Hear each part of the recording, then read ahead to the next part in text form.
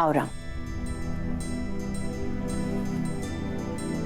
तुम्हारे लिए कलेवा परोस दिया है। तुम्हारा प्रिय दही भात और राजभोग सब है, ग्रहण करो।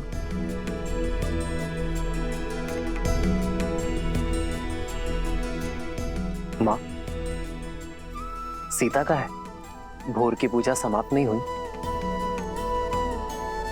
रघुकुल की चारों पुत्र वधु भोर से ही तट पे हैं।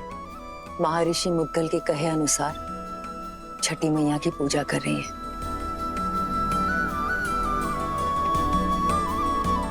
कल तुम्हारा राज्य अभिषेक है राम। कल के पश्चात बहुत से कर्तव्य, बहुत से दायित्व निभाने हैं तुम्हें। ऐसे में तुम्हारी अर्धांगिनी, तुम्हारी सीता, तुम्हारी शक्ति में भक्ति का बल डालने का प्रयास कर रही है। तुम्हारी लंबी आयु और अयोध्या के सम्मान के लिए प्रार्थना कर रही है। रघुकुल के दीप की सुरक्षा की प्रार्थना कर रही है। तब तो समय लगेगा माँ। कुछ खाया उन चारों ने? कहाँ? 12 प्रहर का उपवास है उनका, जो तुम्हारे राज्य अभिषेक से पहले ही समाप्त होगा। परिवार में पुरुष चाहे सफलता के जिस भी शिखर पर पहुंच जाए, उसका आधार, उसकी धरा एक स्त्री ही होती है। और माँ, घर की उन्नति में पति पत्नी दोनों ही भागी होते हैं ना, तो व्रत केवल स्त्री ही क्यों रखे? मैं भी सीता के लिए व्रत रखूंगा। राम सिया राम सिया राम सिया राम, राम सिया राम सिया राम। और मेरा ये व्रत सीता के प्रति मेरे प्रेम और सम्मान का प्रतीक होगा।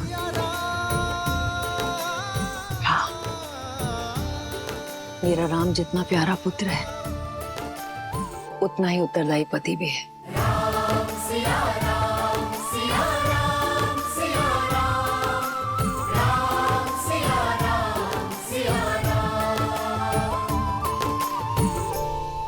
प्रणाम ऋषिवर। कल सुबह सूर्य की पहली किरण के साथ ही श्री राम का राज्याभिषेक होगा और श्री राम जैसा धर्मात्मा राजा पाकर ये धरा धन्य हो जाएगी।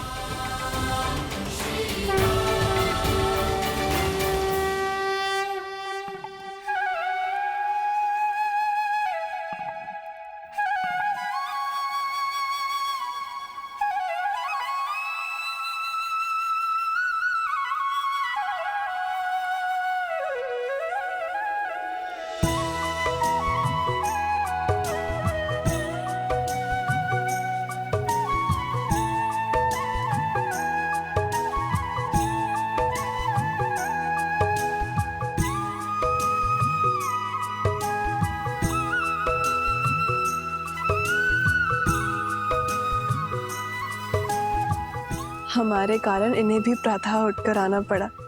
बेचारे, लगता है अभी भी मीठी निद्रा के स्वप्न देख रहे हैं।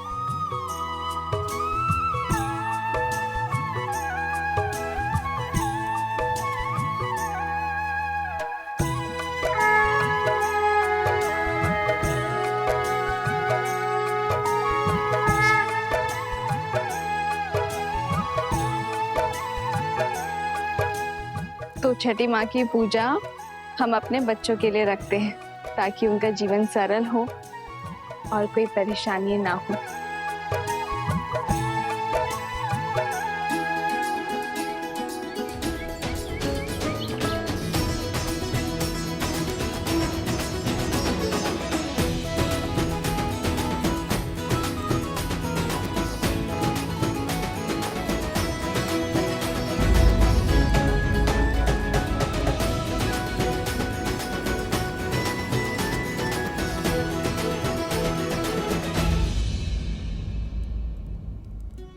पिछले 14 वर्ष से हमें जिस दिन का इंतजार था, तुम उसका भाग नहीं बनना चाहती हो। हमारा राम राजा बनने वाला है। चलो के कई, ये समय बीती बातों का शोक मनाने का नहीं, आने वाली घड़ी के सुख में रंगने का है। आपको मुझ पर क्रोध नहीं आता? इस समय भी आप मुझे अपना दोषी नहीं मानती? कैकेयी दीदी, वनवास में जाने से पूर्व स्वयं राम ने तुम्हें क्षमा कर दिया था और हमने भी आपको क्षमा कर दिया था। मुझे राम के प्रति तुम्हारे प्रेम में न पहले कोई संदेह था न है। मुझे ज्ञात होता कि समस्त भूमि के राजाओं से मेरा राम राजधर्म सीखेगा, ज्ञान प्राप्त करेगा, तो वनवास का ये वचन पहले मैं मांग लेती। दीदी, आपके भीतर ममता ही नहीं, बुद्धि माता का सागर बहता है। धन्यवाद दीदी। तो दीदी, तनिक आप भी इस ज्ञान की गंगा में गोता लगा लीजिए। भूल का भार छोड़िए और पुत्र के राजाभिषेक में चलिए। सियावर रामचंद्र की, सियावर रामचंद्र की, सियावर रामचंद्र की, सियावर रामचंद्र की।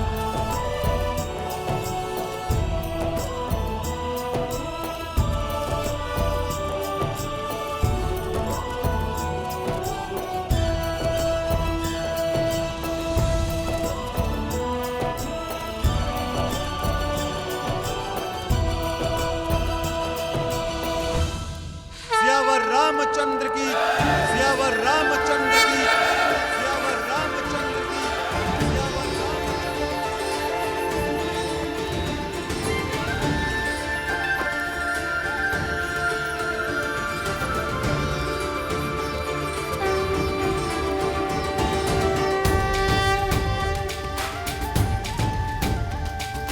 श्री रामचंद्र कृपालु भजु मन हरण भव भय दारुणम्। श्री रामचंद्र कृपालु भजु मन हरण भव भय दारुणम्। नव कंज लोचन कंज मुख कर कंज पद कंजारुणम्। और हम राजगुरु वशिष्ठ के आने तक अयोध्या को तनिक और प्रतीक्षा करनी होगी। तब तक आप माताओं का आशीर्वाद ले लीजिए। आइए। अमित छवि नव नीला नीरज सुंदरम। पटपीत मानहु दड़ित रुचि सुचि नौमि जनक सुतावरम। श्री राम राम राम श्री राम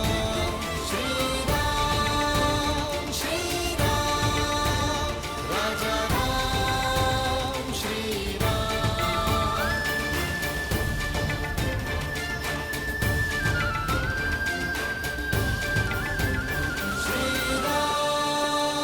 श्री राम राम राम श्री राम।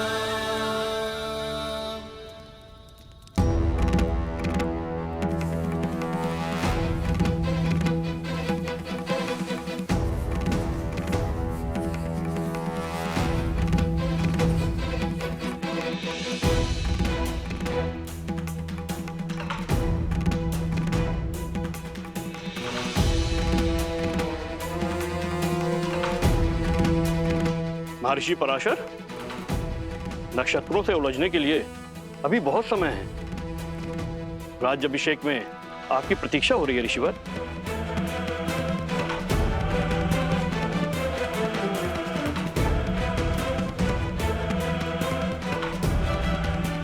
आप इतने गंभीर क्यों हैं ऋषिवर? क्योंकि ग्रहों के संकेत ठीक नहीं है। जब किसी के भाग्य में राहु की छाया पड़ जाती है तो असुरी माया कोई ना कोई कष्ट जरूर देके जाती है। मुझे राम पर विश्वास है। यदि भाग्य में संघर्षों का भंवर है तो वो भी स्वीकार है। और मुझे विश्वास है कि अयोध्या के नए राजा इस भंवर से भी अवश्य पार होंगे। एक राजा के जीवन का संघर्ष उसकी संपूर्ण प्रजा को भोगना पड़ता है। इस राज्य अभिषेक के समय की कुंडली में यह स्पष्ट है कि एक महाआसुरी शक्ति अयोध्या में प्रवेश करने वाली है।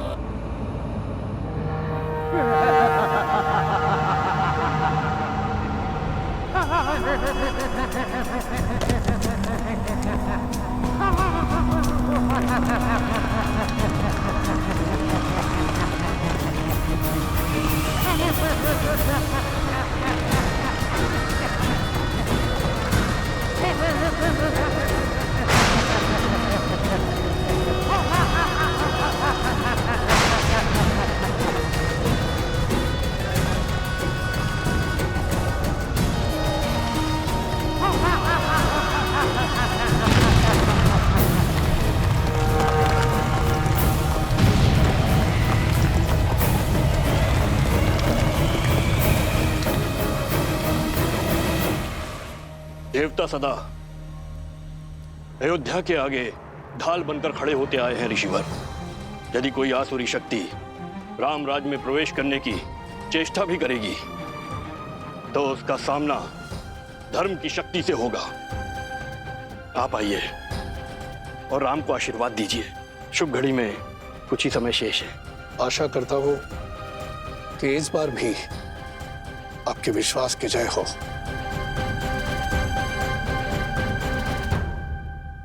आइए चलिए।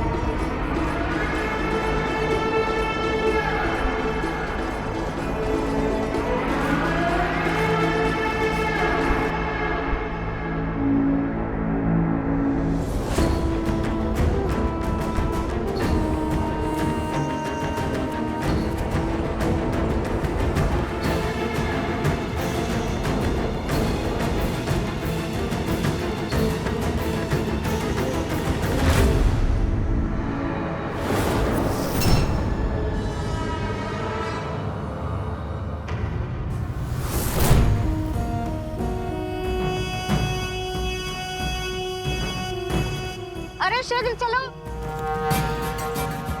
आज अभिषेक का समय हो गया है।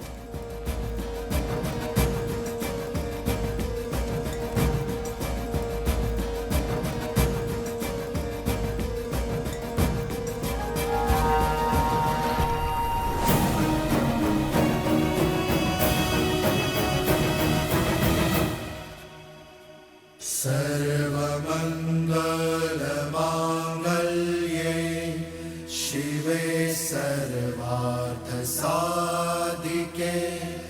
शरण्ये त्र्यंबके गौरी नारायणे नमोस्तुते।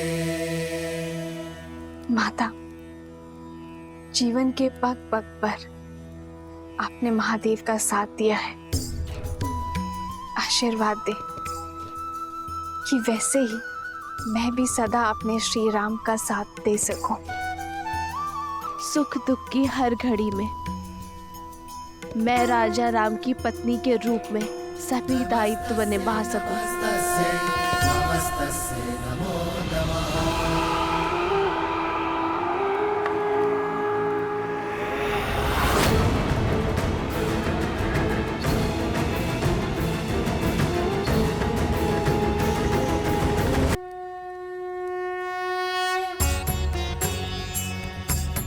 राज्याभिषेक न केवल एक रीति है बल्कि होने वाले राजा के पवित्र उत्तरदायित्वों के लिए पवित्र प्रारंभ है। रीति अनुसार मंगल बेला में सर्वप्रथम श्री रामचंद्र जी की देह को तेल विविध औषधियों के मर्दन से शुद्ध किया जाएगा। पृथ्वी, जल, अग्नि, वायु इन चार तत्वों के साथ आकाश तत्व के जुड़ने से इस तन का निर्माण होता है। और इसमें सबसे अधिक रोग उत्पन्न होते हैं वायु तत्व के कारण।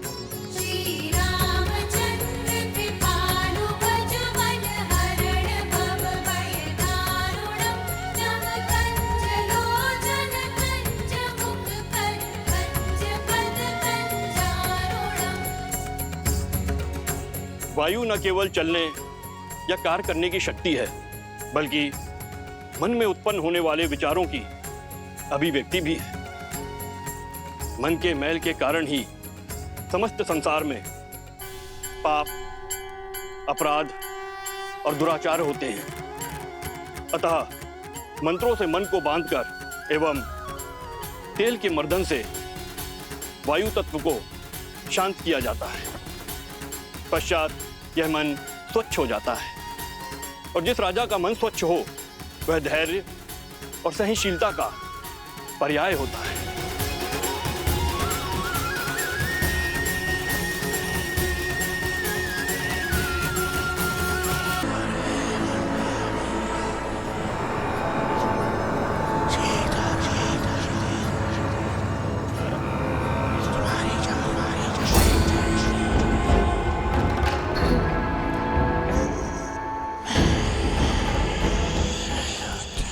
ना जाने कौन बड़बड़ाया जा रहा है, कानों में विचित्र स्वर आ रहा है, ना ही कुछ समझ में आ रहा है और ना ही कोई दिखाई दे रहा है। जाने कौन है जो पूजा भी नहीं करने दे रहा है।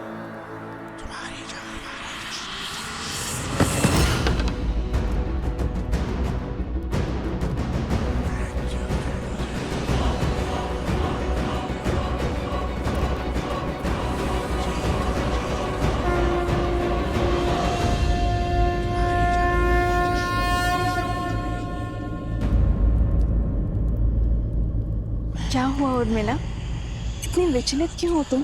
दीदी, आपको ये ध्वनि नहीं सुनाई दे रही? कैसी ध्वनि? मुझे तो कुछ सुनाई नहीं दे रहा है।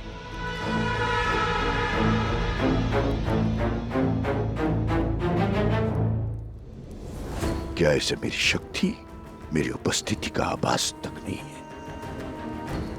क्या कोई हो सकता है इस संसार में जो सहस्त्रमुख रावण की शक्तियों से प्रभावित ही न हो?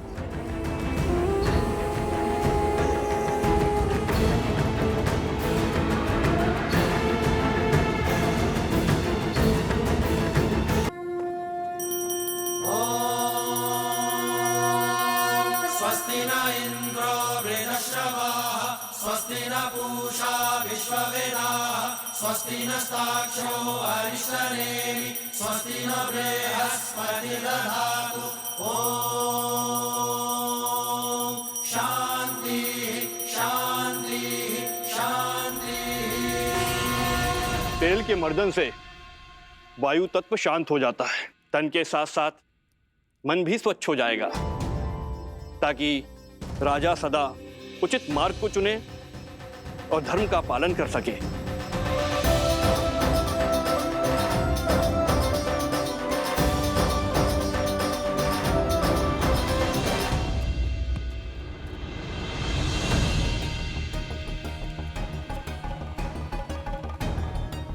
ये क्या हनुमान, आपका पग स्थिर क्यों नहीं? भैया, आप मुझसे पूछ रहे हैं? कारण तो आप ही हैं। मैंने क्या किया? भैया, आप तो भूल ही गए, जब मैं लक्ष्मण भैया के लिए संजीवनी बूटी का पर्वत उठाकर ले जा रहा था, आप ही का तो बाण लगा था मुझे। बस ऊपर आकाश से धरती पर धन से गिरा। भरत भैया, बड़ी विकट मोच आई थी मुझे इस पैर पे। परंतु उसके पश्चात तो आपने अपने बल और बुद्धि की पराकाष्ठा पार कर दी थी। पूरा का पूरा युद्ध लड़ा है आपने। उद्देश्य की पुकार में पीड़ा की चिंता कहाँ स्मरण रहती है लक्ष्मण भैया? आपके पग को भी तेल मर्दन करवाना पड़ेगा हनुमान। भरत भैया, आपका विचार तो बहुत अच्छा है, मेरी भी यही इच्छा थी। उचित है, मैं आपको वेधशाला भिजवा देता हूँ। भरत भैया, उसकी आवश्यकता क्या है? इतना तेल प्रभु को छूकर व्यर्थ जा रहा है। यही उपयोग में मैं ले लेता हूँ। तेल का तेल, उस पे प्रभु के स्पर्श का मेल, स्वर्ण पे सुहागा। गुरु चरण सरोज रज, निज मनु मुकुरु सुधारी।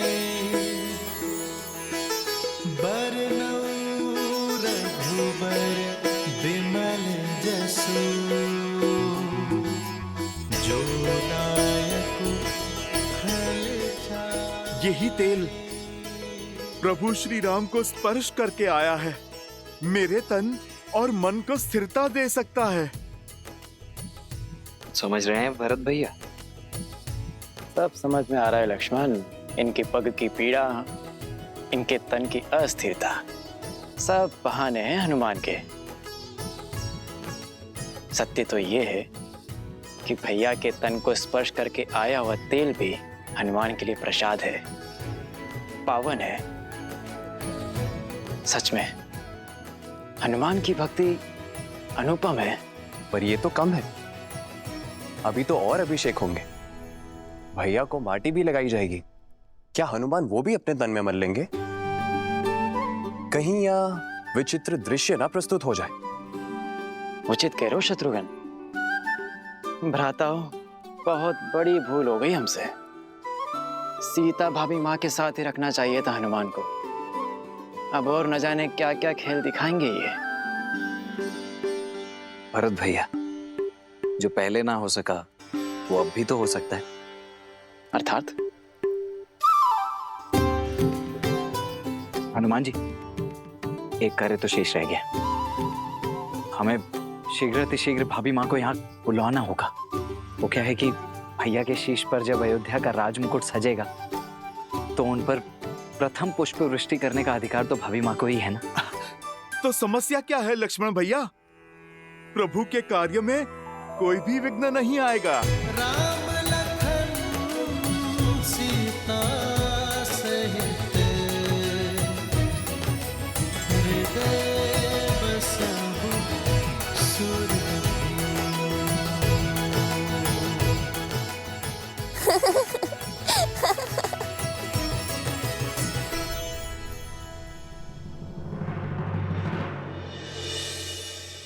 क्या हुआ देवी? इस शुभ अवसर पर महर्षि पराशर के गंभीर मुखमुद्रा का कारण सोच रही हूँ। कदाचित उन्होंने नक्षत्रों और नियति की चाल को पढ़ लिया है। स्त्री के सम्मान का प्रश्न है महादेव। मुझे सीता को दिव्य सिंदूर रूपी अस्त्र जाकर देना ही होगा। माता, दिव्यता का सिंदूर से क्या संबंध? सिंदूर न केवल माथे पे लगा लाल रंग है और न ही किसी स्त्री के विवाहिता होने का प्रतीक। स्त्री अपने मांग में सिंदूर के साथ विवाहित जीवन के सुख, समृद्धि और स्वास्थ्य के रंगों को भी भरती है। सिंदूर एक ऐसी ढाल है जो सभी प्रकार की नकारात्मक ऊर्जाओं से पति और पत्नी के संबंधों की रक्षा करता है, भीतर और बाहर के सभी द्वंद्वों का अंत करता है। जिस प्रकार श्री राम को युद्ध के समय भिन्न भिन्न प्रकार के शस्त्रों और अस्त्रों से सुसज्जित किया गया था, अब समय आ गया है देवी सीता को भी वैसे ही सज्ज करने का, क्योंकि शीघ्र ही एक और असुरी शक्ति चुनौती देने वाली है। और इस बार युद्ध केवल श्री राम को ही नहीं, देवी सीता को भी लड़ना होगा। आप जाइए देवी, समय अत्यंत कम है।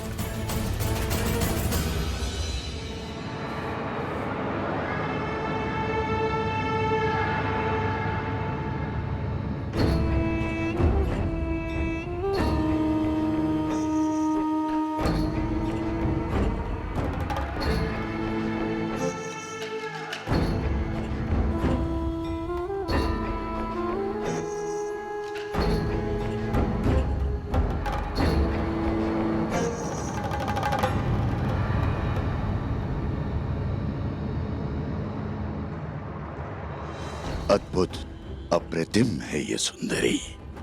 इन पर मोहित होकर क्या पाप कर लिया मेरे भाई रावण ने? प्रणाम ऋषिवर। सुखी रहो।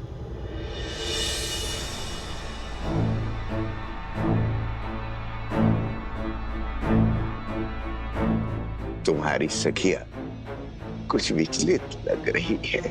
हाँ ऋषिवर, इन्हें कुछ विचित्र स्वर सुनाई दे रहा है, किंतु मुझे कोई अनुभव नहीं हो रहा। अद्भुत।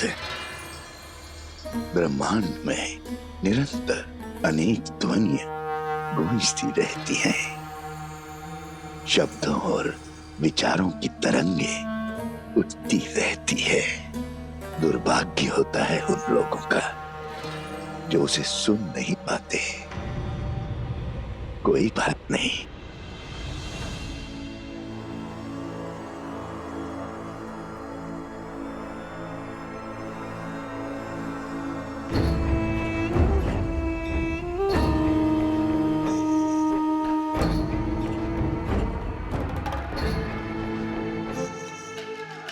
मेरे हाथों से प्रसाद खा लो, सब सुनाई देगा।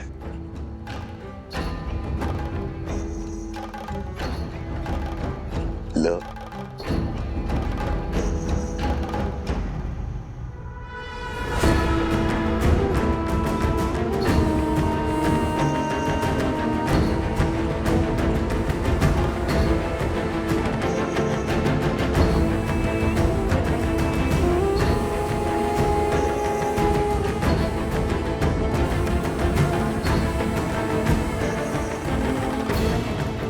प्रसाद लेकर उसे ग्रहण न करना उसका अपमान होता है देवी। ग्रहण करो।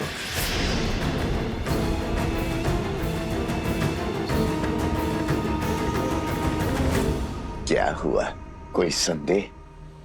संदेह नहीं, समर्पण है ऋषिवर। श्री राम के राज्याभिषेक के लिए मैंने व्रत रखा है। आज राज्याभिषेक के बाद ही मैं छठी पूजन का व्रत खोलूंगी। क्षमा कीजिएगा ऋषिवर, किंतु मैं ये प्रसाद अभी ग्रहण नहीं कर पाऊंगी। प्रणाम। कल्याण हो।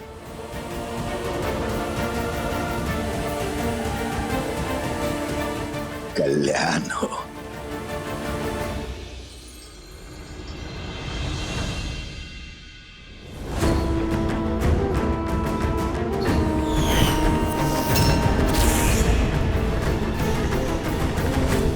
तेल अभिषेक संपन्न हुआ, अब मृदाभिषेक आरंभ हो।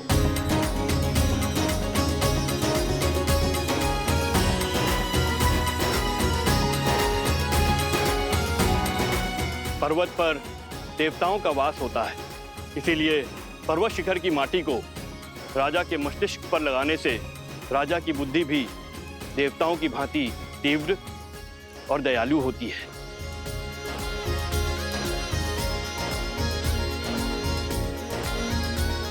राजमहल के आंगन की माटी में शौर्य की गाथाएं, वीरों का रक्त घुला होता है और इस माटी को हृदय से लगाने से भावी राजा का मन दृढ़ होता है। जिसके मस्तिष्क में दृढ़ता हो और हृदय में दया हो, वही राजा प्रजा की सेवा कर सकता है, उसे संतान की भांति पाल सकता है।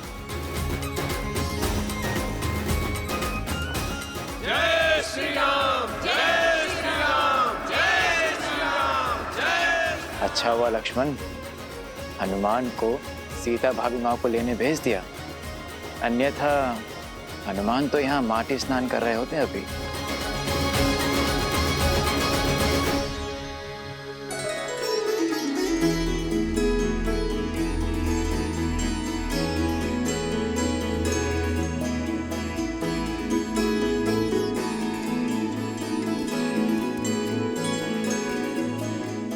कहाँ है मैया?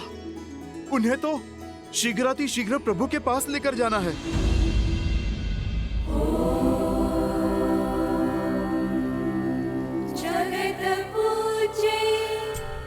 भारत वन्दे सर्वशक्ति स्वरूपिणी पार्वती देवी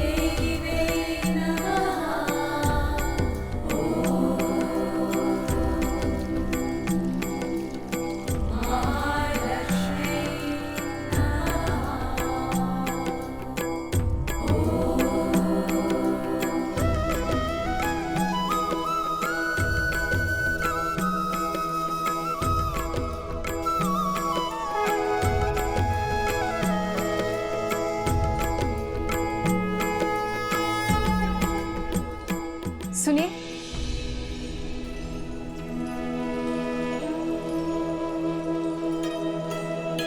जी ये आपके लिए है देवी।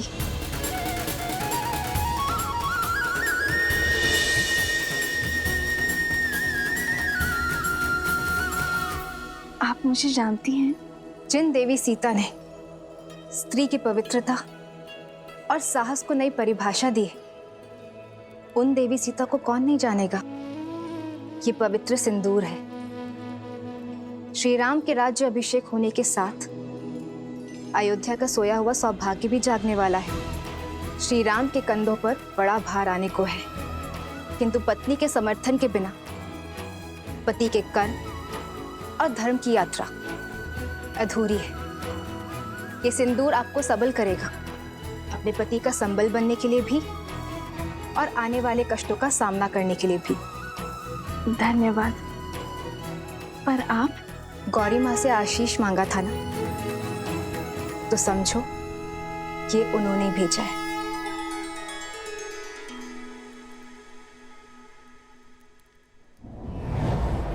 सर्वमंगल मांगल्ये शिवे सर्वार्थ साधिके शरण्ये त्र्यंबके गौरी नारायणी नमोस्तुते नारायणी नमोस्तुते।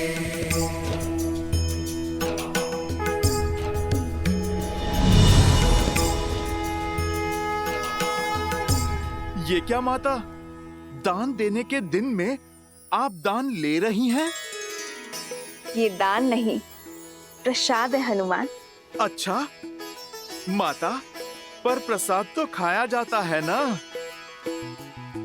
आपने मस्तक पर क्यों लगाया? क्योंकि इसका यही कार्य है। जब पत्नी अपने पति का नाम लेकर आगे चक्र पर कुमकुम से तिलक लगाती है, तो उसका मन उसके साथी के साथ जुड़ जाता है। वैसे ही जब मांग में पूरी आस्था और विश्वास के साथ ये सिंदूर लगाया जाता है, तो एक स्त्री का जीवन उसके पति के साथ बन जाता है। माता, ये तो बड़ा कठिन विवरण है। समझो, इसे अपने मस्तक पर धारण करने से श्री राम की आयु बढ़ती है, मन में उनके लिए प्रेम बढ़ता है और समाज में उनकी प्रतिष्ठा। क्योंकि मेरे मन में केवल श्री राम है।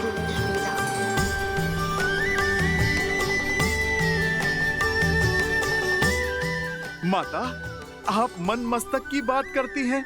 इस भक्त के तो रोम रोम में प्रभु राम के लिए प्रार्थना उठती है माते।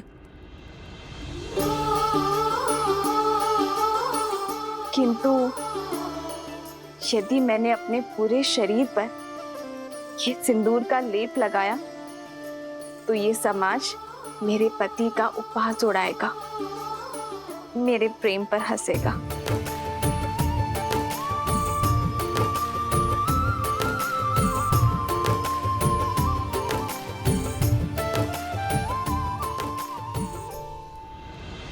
पंचगव्य अर्थात गौ माता से प्राप्त 5 उत्पाद, दुग्ध, दही, घी, गौमूत्र और गौमेह, इन 5 के स्नान से संपूर्ण देह शुद्ध हो जाती है और पृथ्वी तत्व भी शांत हो जाता है, क्योंकि गौ माता ही पृथ्वी का अन्य रूप है।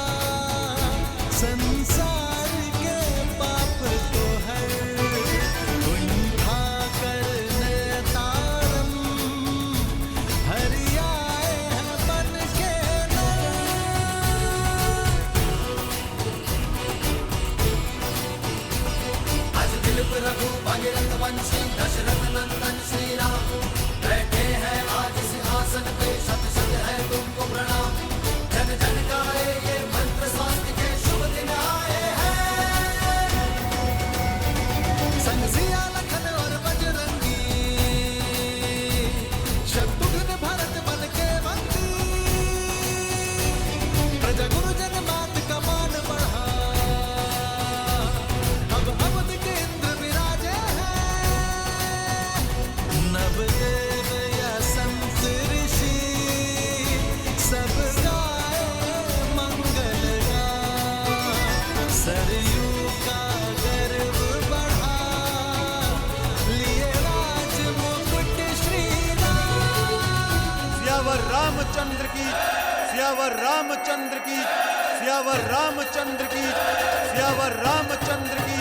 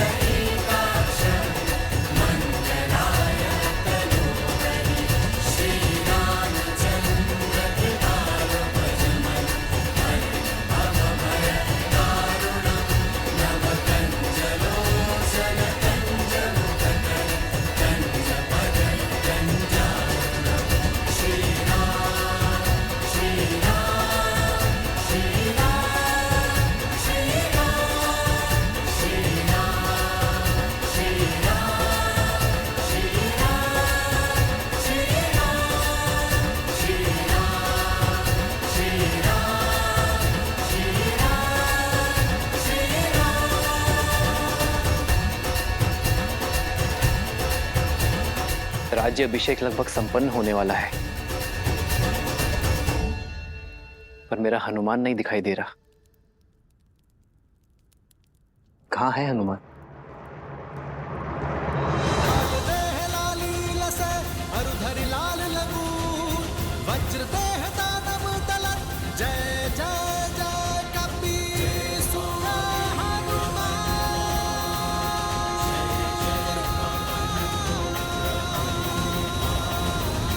बजरंग बली हनुमान जय जय महाबली हनुमान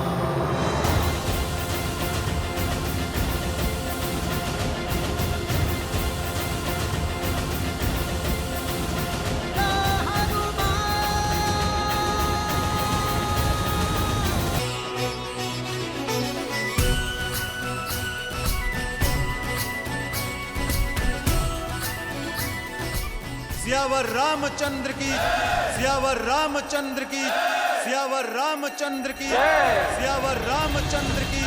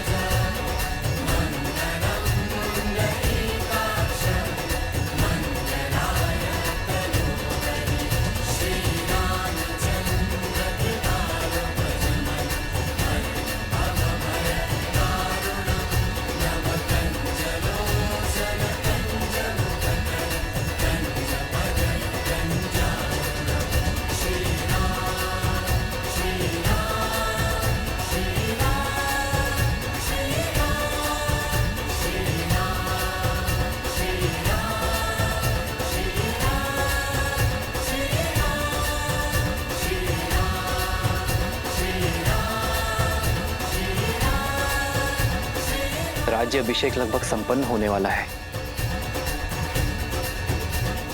पर मेरा हनुमान नहीं दिखाई दे रहा। कहाँ है हनुमान?